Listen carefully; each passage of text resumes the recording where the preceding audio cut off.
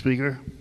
Yes, Representative McDermott. 262-16, I'd like to cast a no vote on that and some So brief ordered. comments. Mr. Speaker, no one thinks anyone should be discriminated against when they go for health insurance, whether that's for a common cold, get the measles fixed, leukemia, anything of that nature. Should be no discrimination, period. But that's not what this bill does. If you look at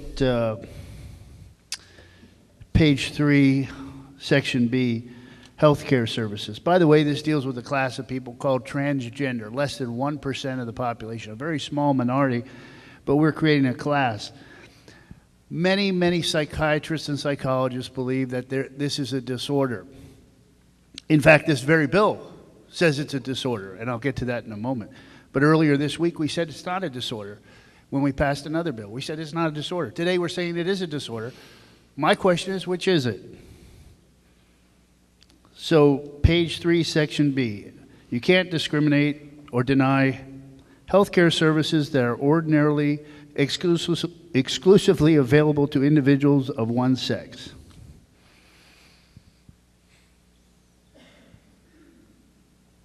So that means if I put on a wig and high heels and request a gynecological examination, the physician has to participate in my fantasy.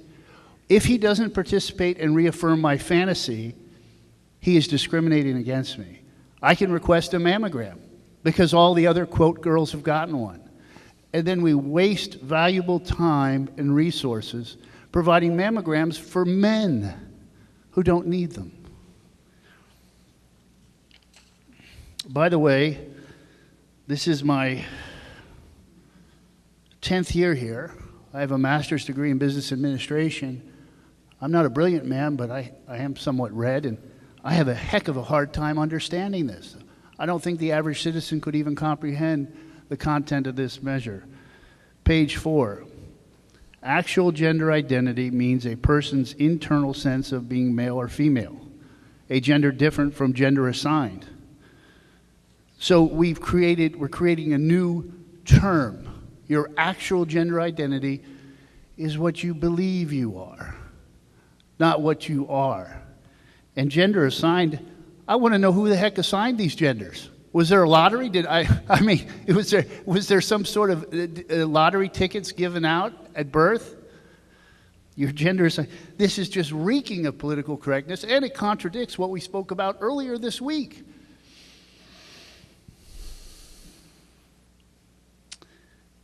Page 4, transgender person means a person who has gender identity disorder or gender dysphoria. Earlier this week we said that doesn't exist. And we were going to work with the kids to train them on that. Now we're putting in statute, it does exist. I guess I had an impact.